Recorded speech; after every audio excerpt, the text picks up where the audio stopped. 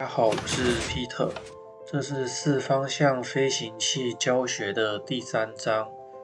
在上一章提到了更新顺序错误会导致飞行器损毁，但还有一种情况会导致飞行器损毁，也就是线路的冲突。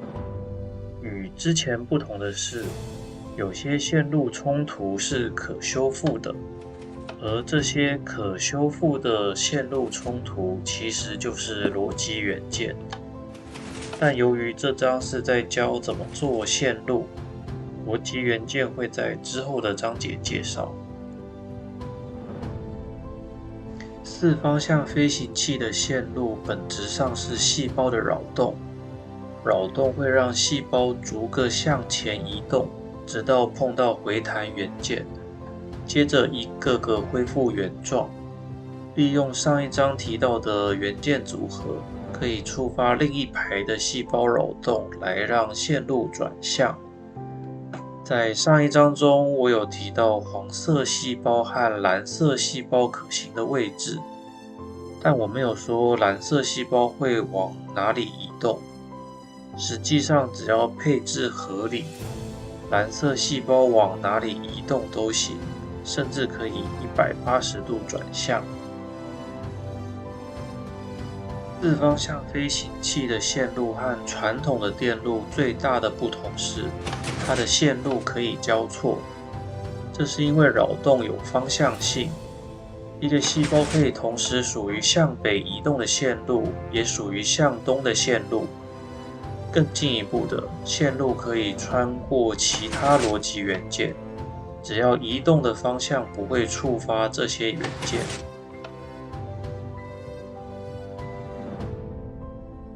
在我之前做的 Termite 中，浅蓝色的线路直接穿过 Lookout Table 的下方，这样做是可行的，因为 Lookout Table 下方的线路和元件都是东西向的，而浅蓝色线路是向南移动。不会触发线路和元件。这种线路压缩的技巧可以大幅地减少飞行器的体积。然而有一点需要注意，两条线路不能同时启动。由于线路在启动状态时，线路中的细胞会向前移动一格，这时另一条线路的扰动就无法穿过交错的细胞。类似情况也发生在线路穿过其他逻辑元件时。当扰动传递到黄色细胞时，蓝色细胞必须维持在原位。如果蓝色细胞被其他线路推走，后续的细胞也不会被触发，因此需要仔细计算细胞的移动时间。由于飞行器会移动，没办法将时间记录下来。一个比较好的做法是画出布局图。布局图是电路板的简化模型，可以表示细胞的移动方向和触发时间。在这里，我用玻璃表示细胞的位置，用染色玻璃表示线路，告示牌记录细胞开始移动的时间，告示牌的方向则是移动的方向。告示牌有2种记录方法。在之前做的 Termite 中，由于我几乎全部都使用4GAN-TIC 的逻辑元件，在这里告示牌只记录细胞是第几个移动的。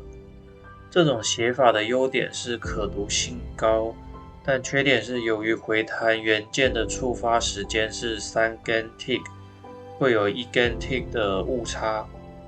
另一种记录方式是记录移动时的 GAN-TIC。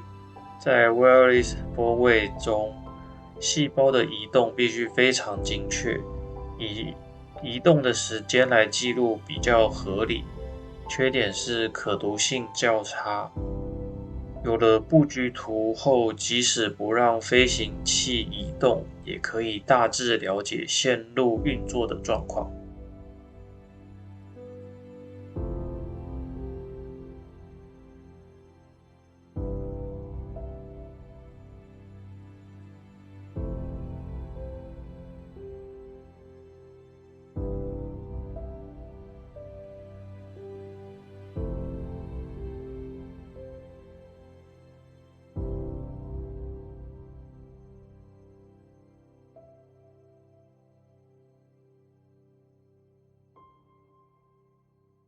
虽然布局图可以处理线路的冲突，但即使线路没有冲突，仍然还是有可能会让线路损坏，因为元件有一定的体积，如果位置分配不当，元件之间就会撞在一起。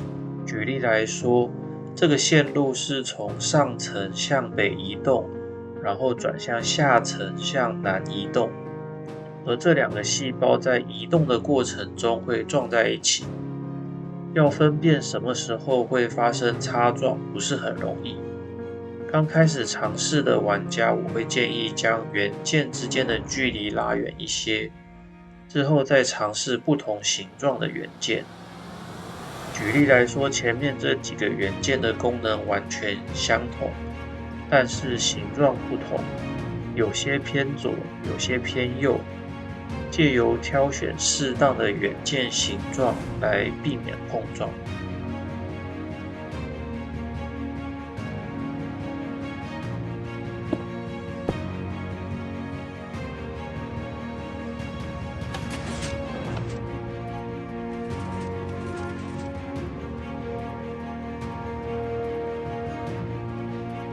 四方向飞行器的线路和传统电路的差别是，要延长时间只能增加线路中的细胞数量。在这个例子中，线路在上层向北移动，接着转向下层向西移动。只要做一些简单的修改，就可以让线路增加4根 tick 到8根 tick。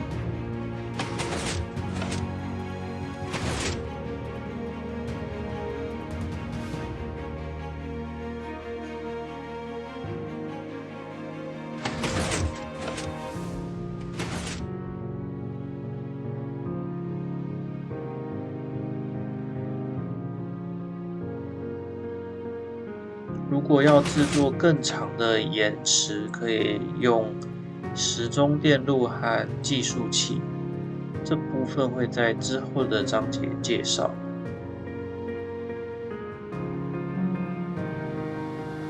在四方向飞行器中，还有一个反直觉的现象，那就是走直线不一定比较快。这是因为越长的直线线路重置的时间越长。在前面提到的各种碰撞都是相邻的细胞同时移动导致，重置的越快，遇到碰撞的机会就越少。从前面的介绍可以看出四方向飞行器的线路和传统电路的差异。四方向飞行器的线路可以交错，但也有冲突的问题。只要解决冲突的问题，就可以将细胞的扰动传递到电路板中的任何位置。然而，一个显而易见的问题是，扰动无法传递到飞行器移动之后，因为细胞的扰动会破坏移动时产生的冲击波。因此，我们需要有一个元件可以储存资讯，同时和冲击波互相不影响，使得四方向飞行器拥有记忆力。对于储存元件的制作方式，可以看下一个章节。谢谢大家。